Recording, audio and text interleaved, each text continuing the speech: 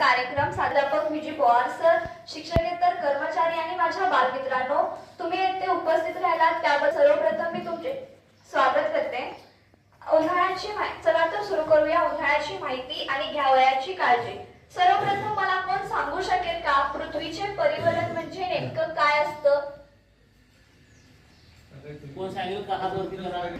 अगदी बरोबर आहे फिरते आणि त्यामुळे दिवस आणि रात्र निर्माण होतात. यालाच पृथ्वीचे परिवलन असे म्हणतात. तर आता पृथ्वीचे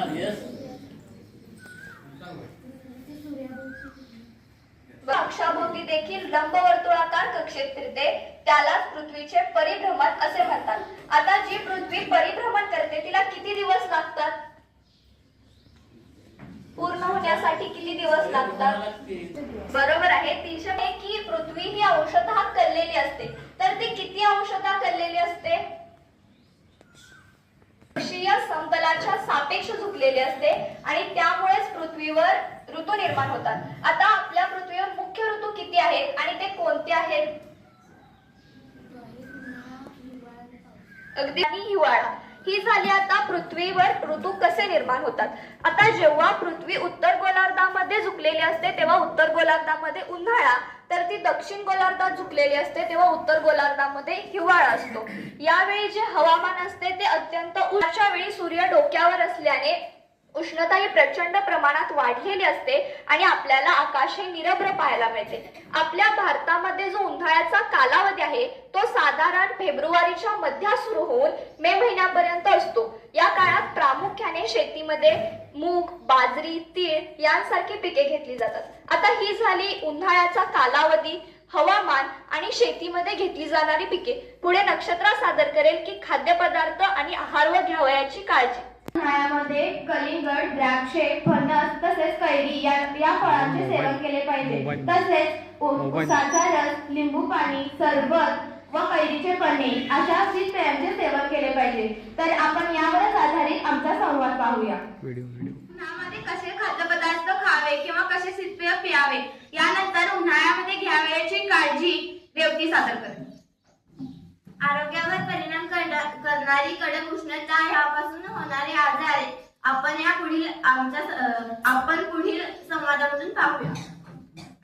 आदित्य दादा, चल ना, मैदानावर सगळे मित्र आले असतील, चल खेळायला जाऊया. हो दादा, मला पण गाडीत खेळायला जायचंय. चल, घरात बसून खूप कंटाळा आलाय.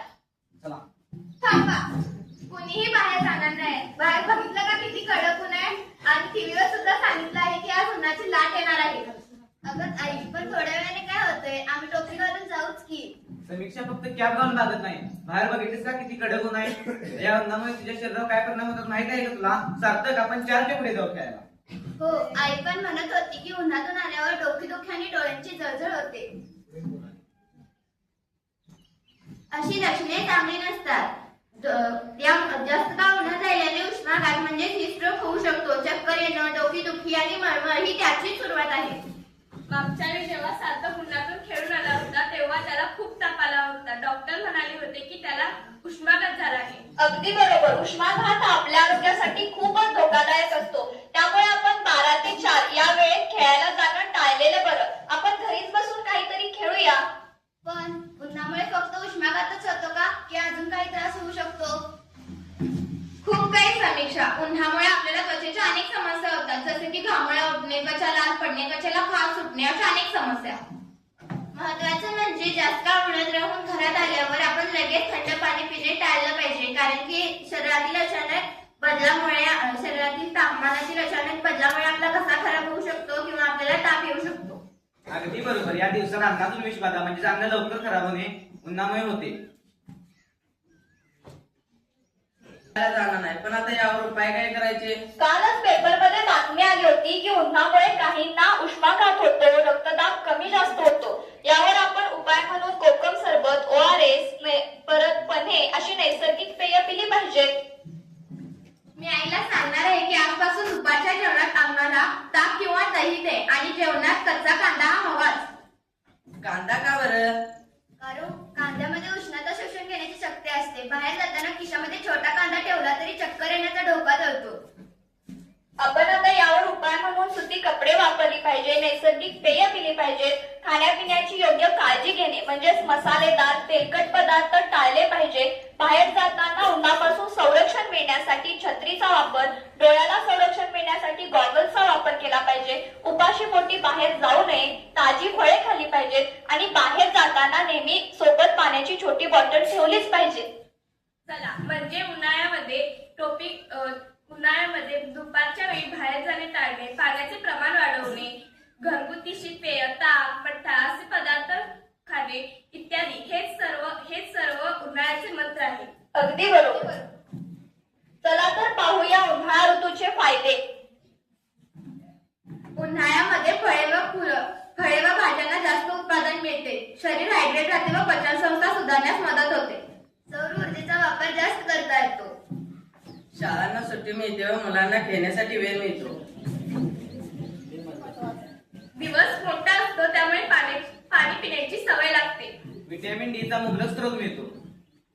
उन्हाळा हा ऋतू उष्ण असला तरी आपण योग्य काळजी घेतली तर आपण या ऋतूत सुद्धा आरोग्यदायी राहू शकतो.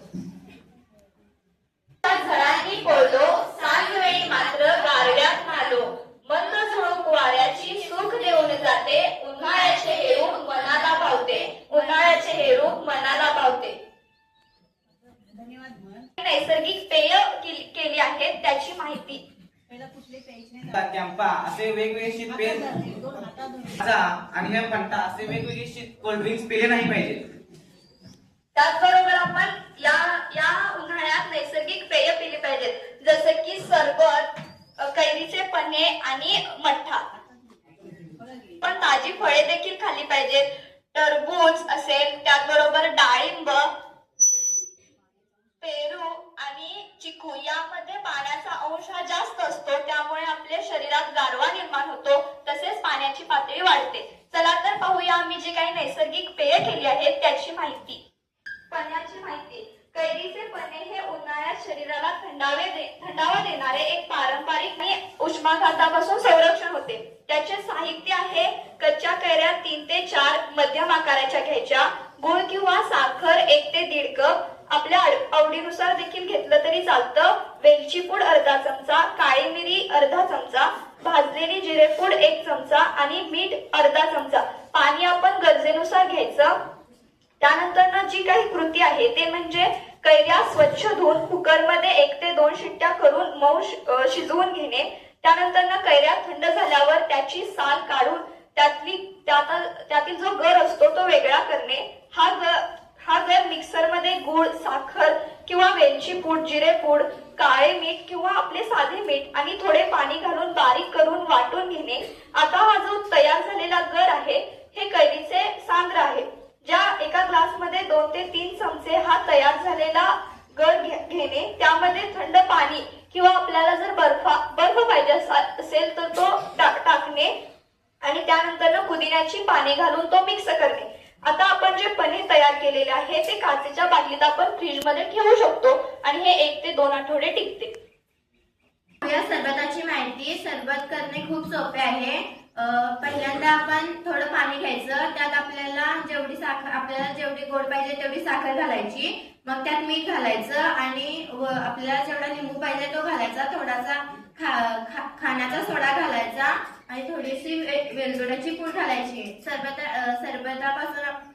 पिल्याने आपल्याला चक्कर येण्याचा धोका टळतो आणि त्यात लिंबू असतो, त्यामुळे आपल्याला क जीवनसत्व मिळते.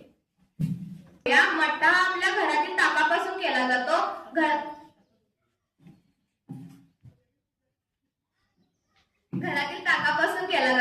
यामध्ये मठ्ठा मसाला, ताक आणि बर्फ टाकल्याने याचे मिश्रण अगदी व्यवस्थित जमते. त्यानंतर आपल्याला जर हा गार हवा असेल तर आपण तो फ्रीज मध्ये ठेवू शकतो आणि मठ्ठा हा जास्त करून 2 तासच टिकू शकतो. श्री मुख्याध्यापक पी.जी. पवार सर आणि सर्व शिक्षक, शिक्षकेतर कर्मचारी आणि माझे विद्यार्थी मित्र आणि आम्हाला मार्गदर्शन केलेले इंगोले मॅडम आणि निकम सर, आपण सर्व इथे जमला त्याबद्दल तुमचे आम्ही जाहीर करतो.